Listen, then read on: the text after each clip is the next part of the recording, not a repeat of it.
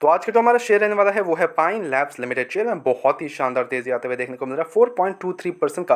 ना Y M Singh बहुत तेजी, बहुत बढ़िया शानदार तेजी, बिकॉज अगर आप 6 मंथ में देखोगे तो let me go to the 1 year का टाइम फ्रेम। शेयर अपने निचले लेवल से काफ़ी अच्छा रिकवरी दिखाता है, सॉरी काफ़ी अच्छा गिरावट दिखाता है, अपने ऊपरी लेवल से काफ़ी ज़्यादा गिर जाता है। और आई थिंक ये लिस्टिंग भी उस टाइम पे हुआ था, आई थिंक 2025 के अराउंड 250 रुपये पर लिस्टिंग होता है शेयर, और वहाँ से गिर गिर के शेयर लिटरली 140 तक आ जाता है, और फिर वहाँ से अच्छा रिवर्सल आता है शेयर में, एंड देन अगेन एक छोटा सा डिप, एंड देन अगेन हमें जंप आते हुए देखने को मिल रहा है। तो क्या ये जो जंप आ रहे हैं, आज जो जंप आया, क्या ये कंटिन्यू रह सकता है, और नेक्स्ट टारगेट्स क्या रहने वाले शेयर को, हम इसको लॉन्ग टर्म पर्सपेक्टिव से कैसे देख रहे हैं, और इसमें कुछ खेल हो रहे हैं, कुछ गेम हो रहा है, वो भी मैं आपके साथ शेयर करूंगा। वो थोड़ा अंडरस्टैंड करते हैं चीज़ों को, स्पेशली मैं बोलूँगा एफआईएस वगैरह का काफ़ी ज़्यादा गेम देखने को मिल रहा है। अंडरस्टैंड करते हैं चीज़ों को। पहली चीज़ तो कंपनी करती क्या है, पाइन लैब्स होता क्या है company.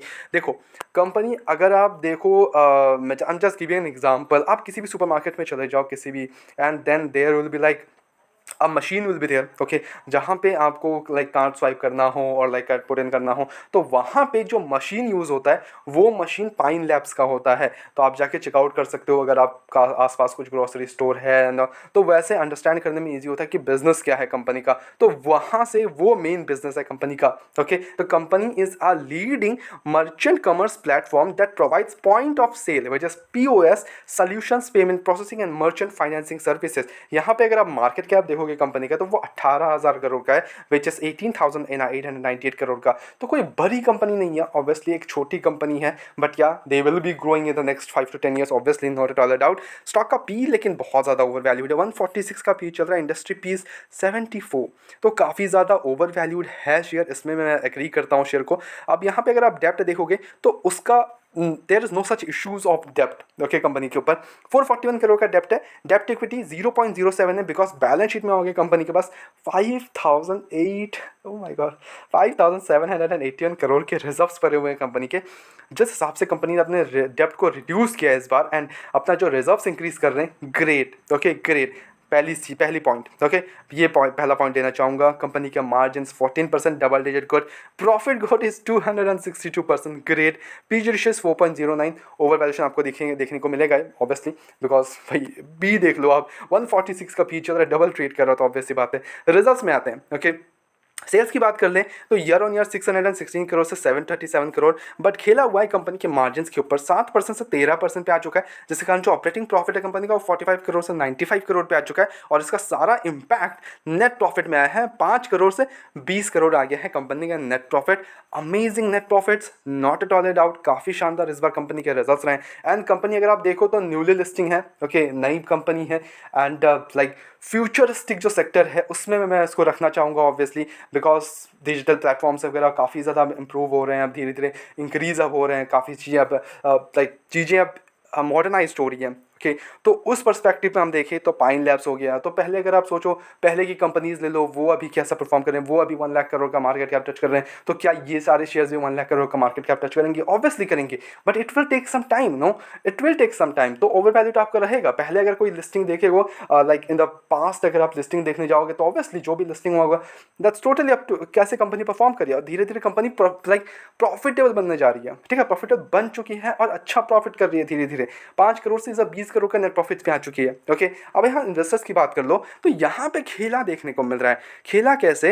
FIS are continuously increasing their stake, continuously increasing their stake. FIS के पास अगर आप देखो तो 5% का स्टेक होता है दिसंबर में, ठीक है, माल बेचते हैं, बहुत ज़्यादा बेच देते हैं, 5% से 4% पे आ चुका है, और जिसके कारण जो इनका शेयर प्राइस था वो 250 रुपये से पहुंच जाता है कहाँ पे, 150 रुपये पे आ जाता है, ठीक है, और वहाँ पे 9 पॉइंट लाइक इंक्रीज कर लेते हैं, 5% इंक्रीज कर लिया एफ का स्टेक, ओके।